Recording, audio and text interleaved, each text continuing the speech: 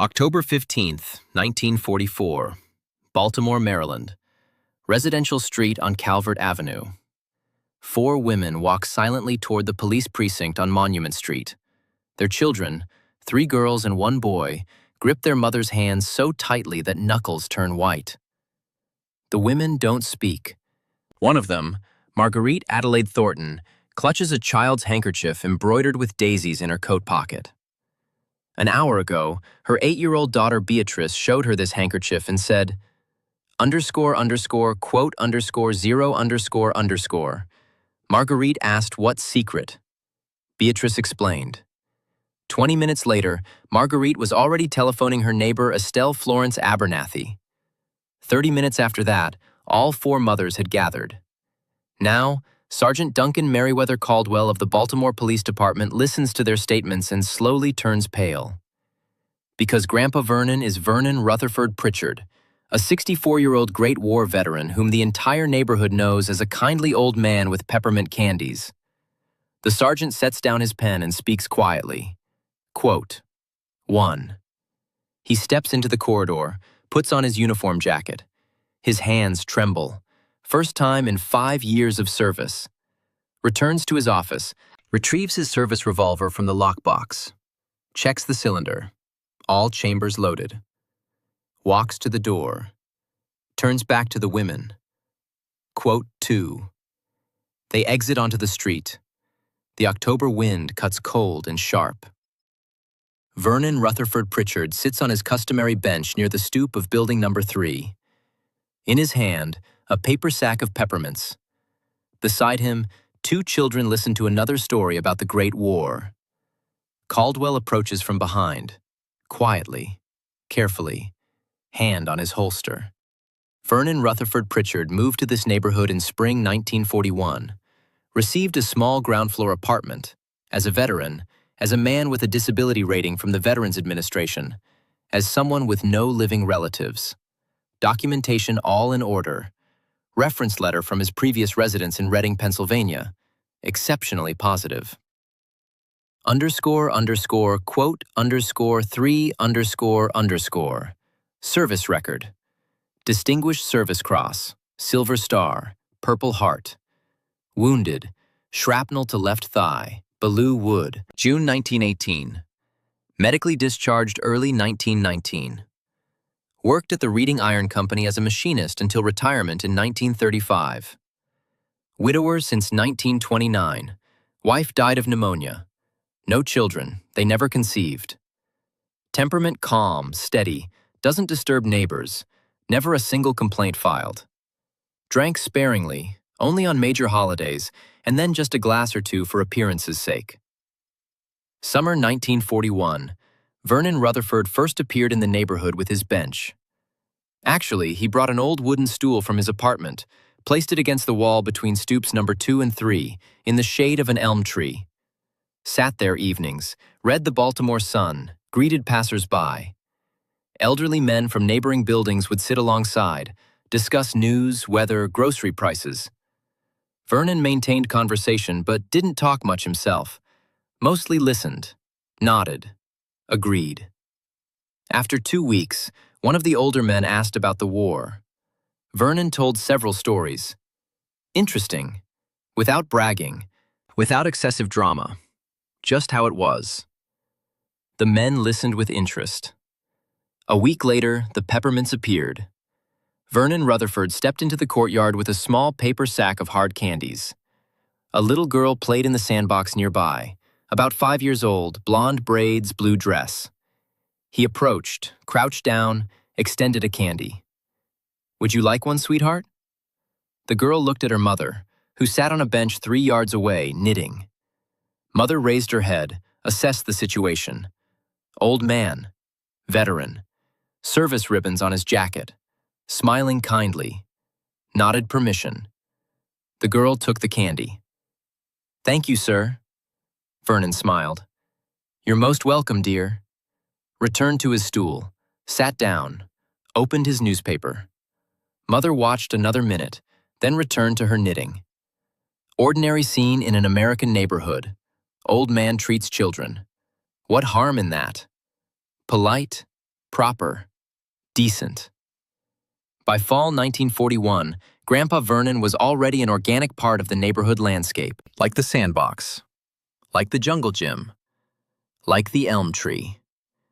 Children knew. After lunch, around 3 or 4 o'clock, he'd emerge onto his bench, always with his sack of peppermints, sometimes with cookies or wafers. Told stories about the Great War, but not frightening ones, not bloody, careful ones, filtered. About how they found a little rabbit in the trench and the doughboys fed it bread crusts. About how the battalion commander grew an enormous mustache to appear older and more commanding. Then his wife visited the encampment and made him shave it off. Soldiers spent 3 days not recognizing their commander, saluting incorrectly. About how they trained men to camouflage themselves with branches and grass, and one private camouflaged so effectively that the sergeant searched for an hour and already thought him a deserter. Children listened, sitting on haunches or grass, sucked peppermints, laughed at appropriate moments, asked questions. Vernon answered patiently, thoroughly, sometimes demonstrated how they held rifles, how they crawled on bellies, how they saluted. Children imitated, played war games afterward in the courtyard. Parents walked past, stopped, listened to fragments of stories, smiled. Good old man, lonely person passing time. Children benefit from hearing about the war. Educational, patriotic. Vernon never, not once, invited any child into his home. Never suggested going somewhere together, to the park, to the pictures, for a walk. Simply sat on his bench, publicly, in everyone's view. Children approached on their own, voluntarily, without coercion. Parents observed. Everything was proper. Everything was safe. Winter 1941 to 1942, Vernon stopped coming to the courtyard. Cold, snow, temperatures below freezing. Legs ached. The old wound made itself known. Stayed home, looked out the window, read books. Children in the courtyard played in snow, built snowmen. Occasionally, one of the mothers brought him a casserole or pie. Lonely man, doesn't cook properly for himself. Vernon thanked them, invited them in for coffee. The women declined. No time, chores, children. He nodded with understanding, didn't insist. Spring 1942, soon as snow melted and weather warmed, Vernon returned to his bench. Children ran up the very first day. They'd missed him. Where had Grandpa Vernon been? Was he sick? Healthy now? He smiled, patted someone's head. Quote, 7 peppermints reappeared. Stories continued from where they'd left off in autumn. By summer 1942, the regular audience numbered about 10 to 12 children, ages 5 to 10. More girls than boys, but boys attended too. Vernon remembered all names, all birthdays, asked how school was going for those enrolled, praised good grades, achievements in reading or arithmetic, sympathized if someone received poor marks, advised how to improve, study harder, ask the teacher to explain again. Don't be shy about asking questions. Parents encountered him at the grocery, the clinic, the trolley stop, greeted him respectfully. Quote 8, quote 9. Women were surprised. How did he remember the child had been ill? Vernon smiled modestly. Quote 10. Women nodded. Attentive, caring. Rare to find such. Several times monthly, one of the women brought him pot roast, fried chicken, biscuits. Lonely man, doesn't cook properly for himself. Vernon thanked them sincerely, genuinely touched. You really shouldn't have. I don't deserve such kindness. But accepted. Later shared with children in the courtyard. Mrs. Patterson made fried chicken. Let's all try some together. Children ate gladly. Parents saw.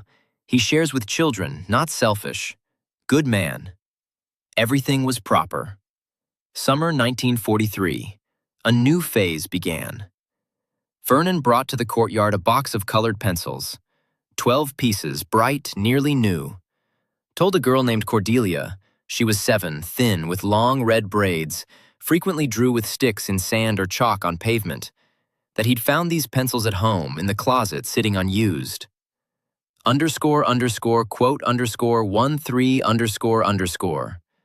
Cordelia nodded eagerly, took the box, pressed it to her chest, eyes shining. Quote 14 ___. Ran home to show her mother. Estelle Florence Abernathy, Cordelia's mother, saw the pencils and frowned. Expensive item. Where did the child get this? Cordelia explained. Grandpa Vernon gave them. Estelle knew who that was. Telephoned Vernon Rutherford. Number was listed in the building directory posted in the lobby. Thanked him, but said carefully that he needn't give such costly items. Vernon responded with genuine surprise. Quote 15 _ Estelle softened. Indeed, if it's an old item, simply giving away something unneeded, why not? Awkward to offend a good old man. Well then, thank you very much. Cordelia is delighted. I'm pleased it proved useful. In August, Vernon gave a boy named Thaddeus a toy truck. Battered, paint chipped, but wheels turned, bed tilted. Thaddeus was 6, sturdy, dark-haired boy with cowlicks. Loved anything on wheels. Here, Thaddeus, take this. My nephew left it when he visited. All grown now, doesn't need toys. Can't bring myself to discard it. Perfectly good thing. Will serve you still. Thaddeus grabbed the truck, turned it in hands, tested wheels. Thank you, Grandpa Vernon. Ran home. Opal Constance Whitmore, Thaddeus's mother, examined the truck. Old but functional. Asked where he got it. Thaddeus explained. Opal knew Grandpa Vernon by sight. Decent old man, veteran. Decided. If he's giving away old toys, no harm. Told Thaddeus to thank him properly next time. Thaddeus promised. September 1943. Vernon gave girl named Prudence a children's book. Slightly worn cover, but pages intact, illustrations colorful. Prudence, 9 years old, serious, wore glasses, always carried books, nodded enthusiastically. Took the book carefully. Quote 22 __. Vernon smiled warmly. Quote 23 _ October. Vernon gave boy named Jasper a harmonica. Small, simple, few scratches but functional. Jasper, 8, freckled, cheerful, grabbed the harmonica, blew experimental notes. Discordant but exciting. Ran off making noise. By December 1943, half the children in the regular group had received small gifts. Nothing expensive, nothing flashy. Old toys, used books, simple items. Parents knew, saw children bring things home, asked where from. Children explained. Grandpa Vernon. Parents shrugged, giving away old things, generous, harmless. Christmas 1943. Vernon appeared with small wrapped packages, simple brown paper, twine bows. Distributed to his regular listeners, about 12 children total. Inside, handkerchiefs for girls, embroidered edges, modest patterns. Pocket knives for boys, small, simple, safe. Parents initially concerned, knives for children? But examined them. Tiny, hardly sharp, more symbolic than dangerous. And handkerchiefs perfectly appropriate. Vernon explained when asked, quote 26 __. Parents accepted. Kind gesture from lonely old man. January 1944. The pattern was established. Vernon Rutherford Pritchard, neighborhood fixture, trusted, respected, veteran, storyteller, grandpa to everyone's children. Sat on his bench every afternoon, weather permitted. Told stories, distributed peppermints, occasionally gave small gifts. Always public, always visible. Never crossed boundaries parents could see. Perfect. But winter 1944, something changed invisibly. Vernon began talking to certain children separately, not obviously, just longer conversations when others drifted away. Asked more personal questions. How are things at home? Parents getting along? Any problems? Sympathetic, caring. Children answered. Didn't seem strange. Adults asked such questions. Normal. March 1944.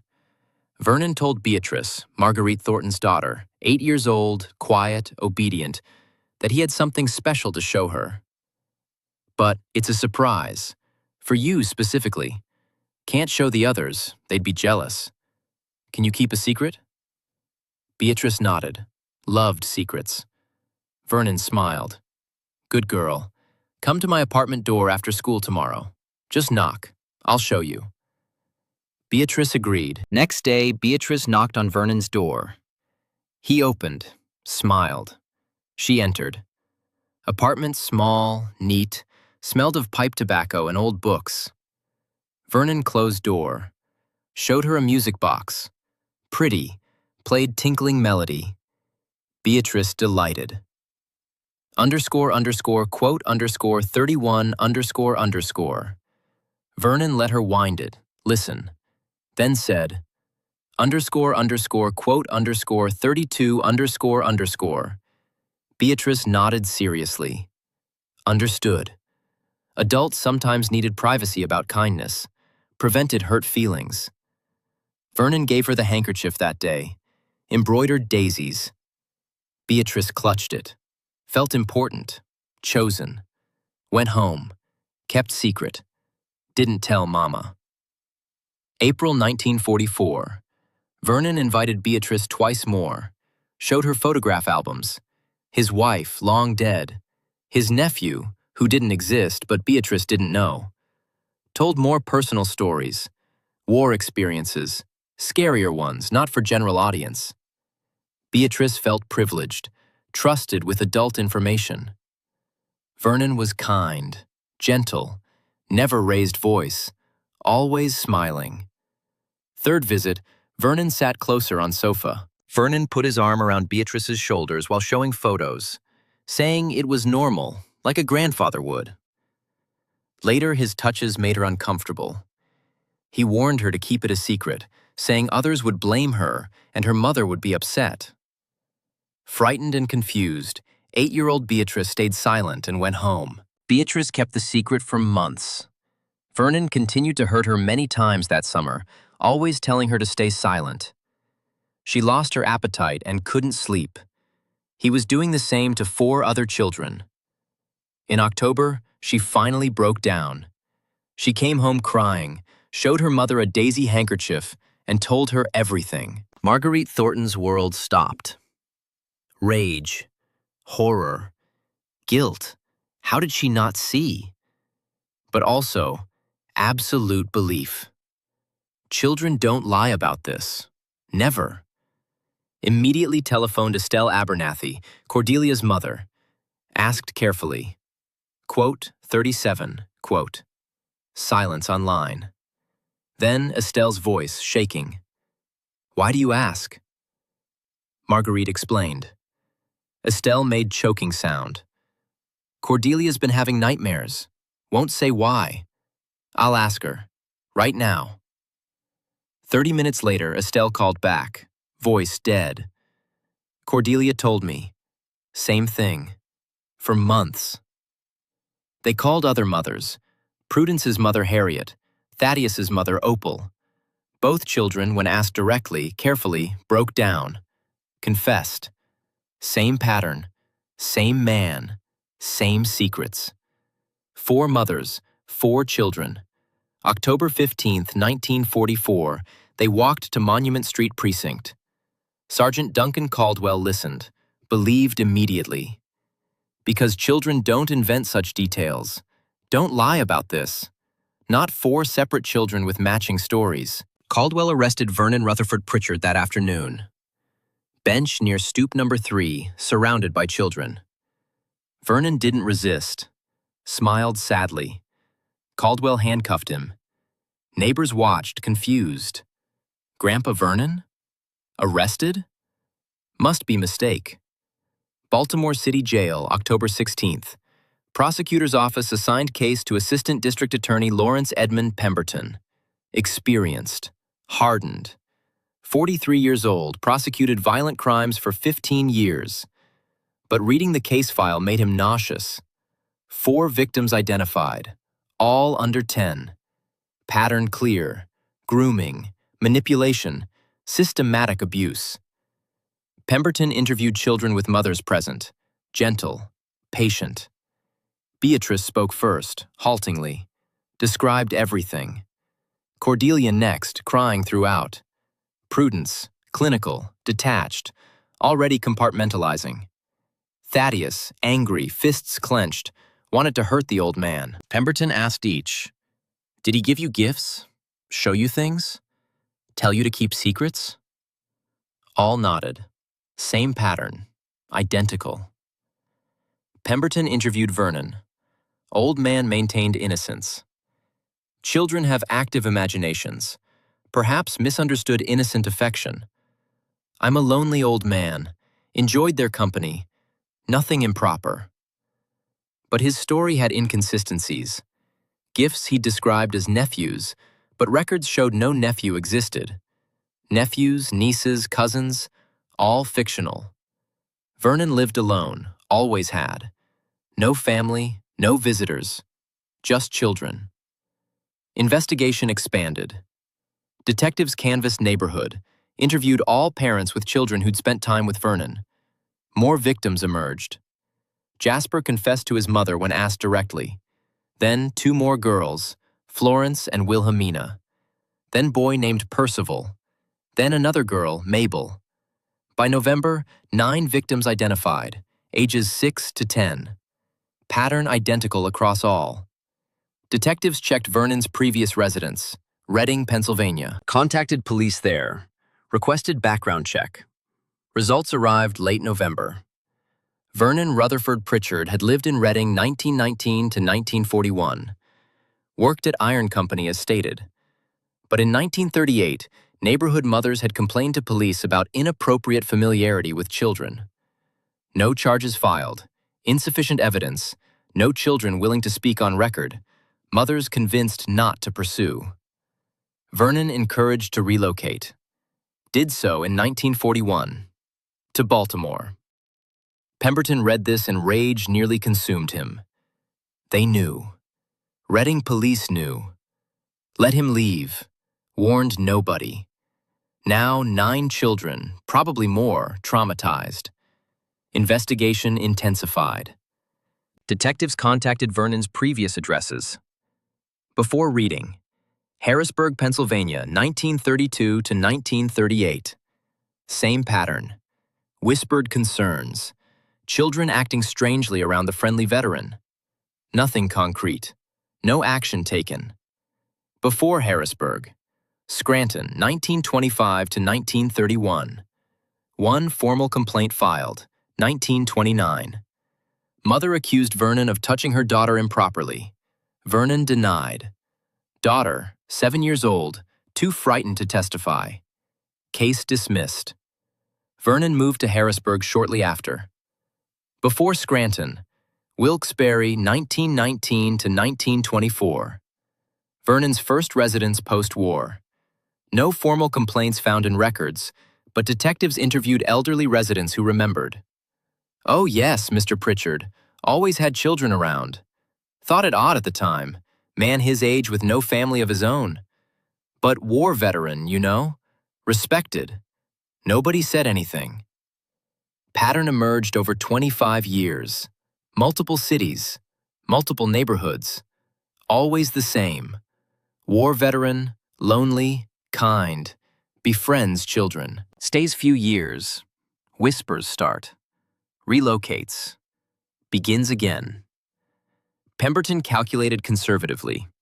If pattern held across all residences, minimum 40 children victimized over 2.5 decades. Probably more. Many never told. Many families moved away. Evidence lost.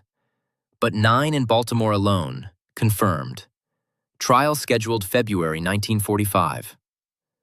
Vernon's attorney, public defender Marcus Hollingsworth, attempted defense. Character witnesses, war record, medals, age, health. Argued Vernon too old, too frail, couldn't possibly have committed these acts. Children confused, misremembered innocent interactions. Pemberton called victims to stand. Beatrice testified first. 8 years old, trembling, mother beside her. Described Vernon's apartment, music box location, photograph album contents, specific items on shelves, details no child could know unless she'd been there. Described what Vernon did, when, how many times, secret-keeping instructions. Defense attorney cross-examined gently. Didn't want to appear cruel attacking child. Beatrice shook head firmly. Cordelia testified. Prudence, Thaddeus, Jasper, Florence, Wilhelmina. Each described identical pattern. Same grooming, same manipulation, same abuse, same secret keeping. Stories matched, details corroborated. Impossible to fabricate. Not 9 separate children with such consistency. Jury deliberated 2 hours. Verdict: guilty on all counts. Judge: Honorable Thaddeus Cornelius Weatherby, 61, father of 4, grandfather of 7, pronounced sentence. Looked at Vernon, old man, 64, sitting straight-backed, expressionless. Judge spoke slowly, clearly. Quote 49, slammed gavel. Vernon showed no emotion. Led away. Never spoke again about crimes. Never admitted. Never apologized. Maintained innocence until death, December 1951, age 71, heart failure in prison hospital. Body buried in Potter's Field. No mourners. No marker. But consequences remained. In 9 lives. And others. Investigation ultimately identified 14 Baltimore victims total, though only 9 testified. 14 children carrying trauma forward into adolescence, adulthood, old age. Beatrice Thornton struggled. Nightmares persisted through teenage years. Difficulty trusting men. Relationships failed repeatedly. Married briefly at 23, divorced at 25. Couldn't maintain intimacy. No children of her own. Too frightened. Worked as librarian, lived alone, quiet life of books and solitude. Therapy helped somewhat in later years. Learned coping mechanisms. Built small circle of trusted friends. Found peace, imperfect but real. Died 2003, age 67, cancer. Never overcame entirely what Vernon stole, but survived with dignity. Cordelia Abernathy fared somewhat better. Therapy, rare, expensive, but mother insisted. Graduated high school. Attended secretarial school. Married at 26. Husband kind, patient. Had 2 daughters. Hypervigilant about their safety. Never allowed them unsupervised with any adult, ever. Daughters found this suffocating but accepted. Cordelia never told them why. Only late in life, when daughters were mothers themselves, did she explain. They understood then. Wept together. Cordelia lived to see grandchildren, loved them fiercely, protected them carefully. Died 2015, age 79, stroke. Carried burden with grace. Gave Vernon no more victims through her family line. Prudence managed differently. Intellectualized trauma. Studied psychology in college. Became therapist specializing in childhood trauma.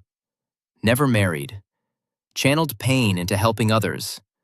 Founded support group for survivors in 1978. Ran it until 2010. Helped hundreds. Own healing imperfect but purposeful. Still living. Age 86 in 2020. Sharp mind, frail body. Continued work even as health declined. Thaddeus chose anger. Joined Marines at 18. Korea. Combat. Came back harder. Police officer. Baltimore PD. Aggressive. Effective. Targeted predators specifically. Any case involving children, Thaddeus volunteered. Other cops knew. Don't get in his way. Married, 3 sons, raised them strict. Maybe too strict. Sons resented. Relationship strained. Retired 1989. Mellowed slightly with grandchildren. Died 2018. Age 81. Heart attack. Had nightmares until the end. Jasper struggled worst. Started drinking young, 16. Alcohol numbed memories. Addiction progressed. Never finished high school. Menial jobs. Couldn't maintain. Homeless periods. In and out of jail for petty crimes. Drunk and disorderly. Theft. Family tried helping. Couldn't reach him. Found dead in alley 1967. Age 32. Alcohol poisoning. Vernon killed him just as surely as if he'd put gun to head. Others among the 14 found various paths. Some functional, some broken. All scarred. Parents suffered too. Guilt. Self-recrimination. How did we not see? How did we allow? Marguerite Thornton blamed herself until death.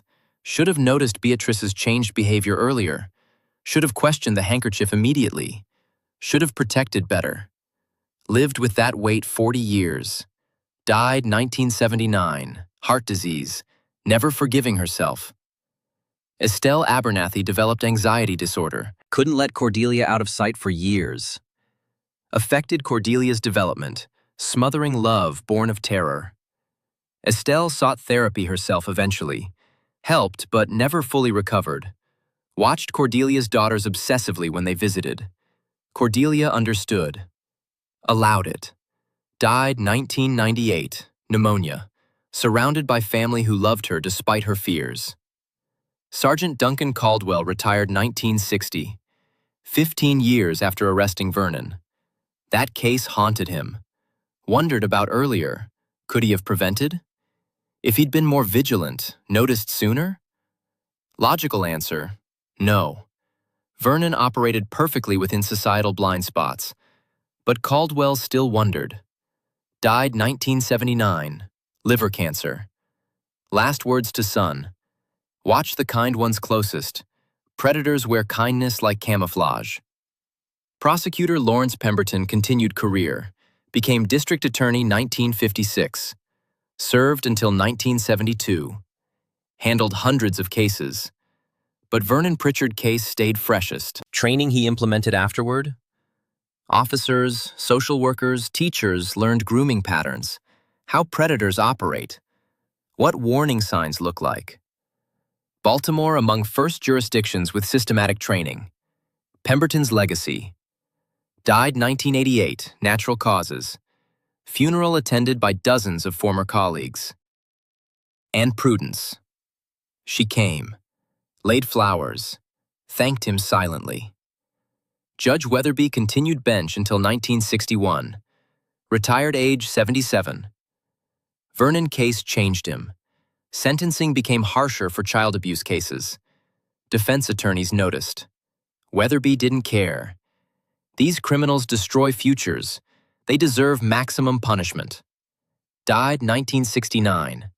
Grandchildren remembered him saying often, "If adults won't protect children, who will?" 1960s brought social change. Awareness increased gradually. Child protection organizations formed. Mandatory reporting laws considered. Training for teachers, clergy, youth workers. Grooming patterns studied formally. Vernon Pritchard case cited in academic literature. Textbook example of systematic predation. 1970s. Beatrice still struggled but found stability. Library work suited her. Quiet, predictable, safe. Built small life. Learned to manage anxiety. Therapy continued. Progress slow but real. Made peace with what happened. Not forgiveness, never that, but acceptance. Survival. Cordelia raised daughters carefully. Taught them, bodies are yours. Nobody touches without permission. Tell immediately if anyone tries. Daughters understood importance through her intensity, even without knowing specifics initially. Both became fiercely protective mothers themselves. When Cordelia finally explained in their 30s, they understood everything. Their mother's vigilance, her fears, her strength. Generational echo of protection. Prudence's support group grew. Word spread. Survivors gathered weekly, shared stories, found they weren't alone. Weren't broken, wounded, but surviving. Healing, imperfect but real. Prudence facilitated with clinical skill and personal understanding. Rare combination. Saved lives. Literally, 3 members admitted later they'd planned suicide before finding group. Thaddeus's police work took toll. Other officers worried. "Thad, you're too intense on these cases. Take break." He couldn't. Driven by something they didn't understand. Caught 15 child predators during career. Sent them all to maximum sentences. Personal crusade. Cost him. Stress, nightmares, strained marriage. But he persisted. Couldn't stop. Justice mattered more than peace. 1980s. Sexual abuse awareness growing. Books published. Survivors spoke publicly. Television specials. __quote _54__ became mantra, though implementation imperfect. But progress. Real progress. Prudence invited to speak at conferences. Shared professional and personal expertise. Audiences listened. One presentation, 1984. Young social worker approached after. __quote _55____. Prudence felt purpose validated. This is why. Thaddeus retired. Struggled at first. Police work gave structure, purpose. Without it, lost. But grandchildren helped. Spent time teaching them, not just safety, everything. Fishing, woodworking, stories. Built relationships he'd struggled with during his son's childhoods. Mellower, kinder. Still carried weight, but managed better. 1990s. Awareness mainstream now. Schools taught safety. Parents trained in warning signs. Reporting increased. Convictions increased. Not perfect, never perfect, but better. 2000s. Beatrice died 2003. Cancer, fought bravely, lost. Funeral small. Librarian colleagues, few friends, distant cousin. No family of her own. Prudence attended. Last connection to that group. Stood at graveside. Thought, you survived 60 years carrying that weight. That's victory. Real victory. Thaddeus's nightmares continued but lessened. Grandchildren, adolescents now. All safe. All healthy. He'd taught them. They listened. One grandson joined police academy, following grandfather's path. Thaddeus attended graduation, burst with pride, pulled grandson aside after, __quote _56__. Grandson nodded seriously. Understood. Prudence kept working. Support groups still met. Membership changed. Original members died, new survivors joined. Trauma timeless. Predators endless. But resistance grew too. Awareness spread. Reporting increased. Convictions increased. Children believed more often. Not perfect, never perfect, but better than before. 2010s. Jasper long dead. Beatrice gone. Florence died peacefully 2012, age 76, California, surrounded by family who never knew her childhood wound. Among original 9 Baltimore victims, 7 deceased, 2 living. Prudence and Thaddeus remained. Cordelia died 2015. Stroke, quick. Daughters mourned. Found diary after. She'd kept one since teens. Entries about Vernon. What happened. How she'd coped. How she'd tried protecting her daughters. Daughters wept, reading. Finally understood mother's intensity. Grief mixed with gratitude. She'd suffered to keep them safe. Gave Vernon no more victims through her family line. Victory, however painful. Thaddeus died 2018. Heart attack, quick, age 81. Funeral large, police honor guard, dozens of colleagues, 3 sons, 7 grandchildren. Grandson who'd become officer gave eulogy. Mentioned grandfather's dedication to protecting children. He fought demons most of us couldn't imagine. Won most battles. Lost some. But never quit fighting. Prudence attended. Ancient now, wheelchair-bound. Laid flower on casket. Last time she'd see anyone from that group of 9. Sole survivor. 2020. Prudence, age 86. Still sharp. Support group transitioned. Younger therapist took over facilitation. Prudence attended as member emeritus. Contributed occasionally. Mostly listened.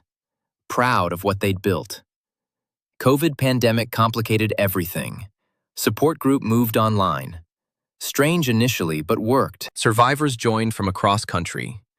Shared screen faces. Shared stories. Still healing. Always healing. Prudence gave interview to Baltimore Magazine, November 2020.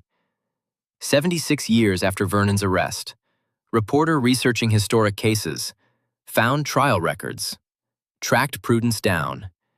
Asked if she'd discuss. Prudence hesitated, then agreed.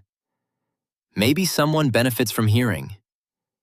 Interview published January 2021. Prudence identified only as survivor and therapist.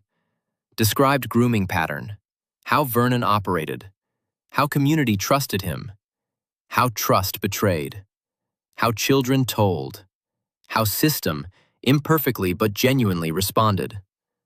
Prosecution, conviction, justice, such as it was. Article-generated response. Other survivors contacted magazine. Different predators, same patterns. I thought I was alone. Prudence received dozens of letters forwarded through publication, responded to each personally. Handwritten notes. You weren't alone. Aren't alone. Healing is possible. March 2024. Prudence's health failing. 90 years old, body giving out, mind still sharp. Entered hospice care. Family, nieces, nephews, their children, visited regularly. Support group members came, held bedside vigil. Last week, Prudence asked niece to fetch something. Box from closet. Niece found it. Old cardboard box, yellowed. Inside, trial transcript. Vernon Rutherford Pritchard case. Newspaper clippings. Photographs of support group through decades. Letters from survivors she'd helped. Prudence looked through slowly, touched each item, smiled faintly. This was important work, she said. Worth the pain.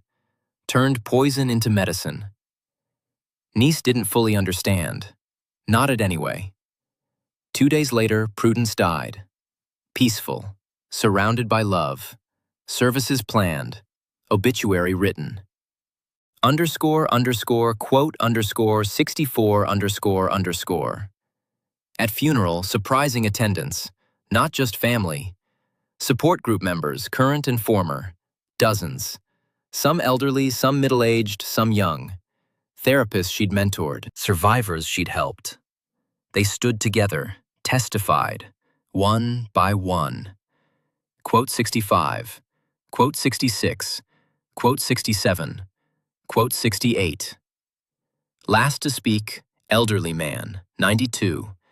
Thaddeus's grandson, now 65, retired police captain.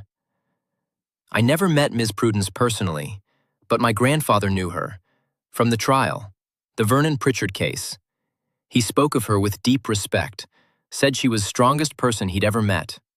Not physically, morally. She survived, thrived, helped others survive. That's true strength. Grandfather would want me here, honoring her, thanking her. Prudence buried beside parents, small cemetery outside Baltimore. Headstone simple. Name, Dates. One line. She turned pain into purpose. Month later, niece sorting Prudence's belongings. Found journal. Recent entries. Last one dated day before death. Handwriting shaky but legible. Underscore underscore. Quote underscore 71 underscore underscore.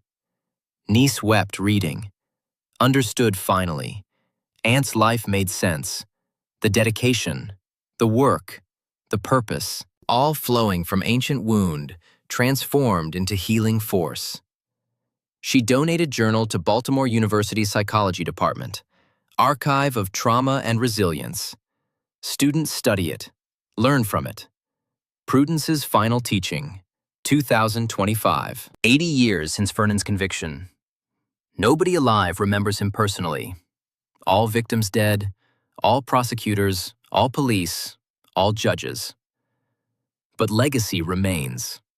In training programs, in mandatory reporting laws, in public awareness, in support groups nationwide, in therapy approaches, in children taught to speak up, in adults taught to believe them. Vernon Rutherford Pritchard operated 25 years, harmed minimum 40 children, probably more, destroyed lives, created generational trauma, died unrepentant. But he lost. Because survivors like Prudence refused to let trauma define them entirely, built lives, helped others, created systems, spread awareness, turned poison into medicine. Not perfectly, not completely, but genuinely. And that's the real story. Not Vernon's predation. That's just darkness. Real story is light. Survivors who became advocates. Pain transformed into protection. Victims who became victors. Not through revenge, not through erasure of past, but through choosing to mean something beyond trauma. Vernon's grave unmarked, forgotten. Prudence's grave visited, honored. That's justice. Not legal justice, though that mattered. Deeper justice. Legacy justice. Vernon left only harm. Prudence left healing. Vernon destroyed. Prudence built. Vernon took. Prudence gave. Who won? The one still teaching 80 years later. The one whose work continues in hundreds of lives touched, changed, saved. The one transformed pain into purpose and refused to let predator have final word. Prudence won.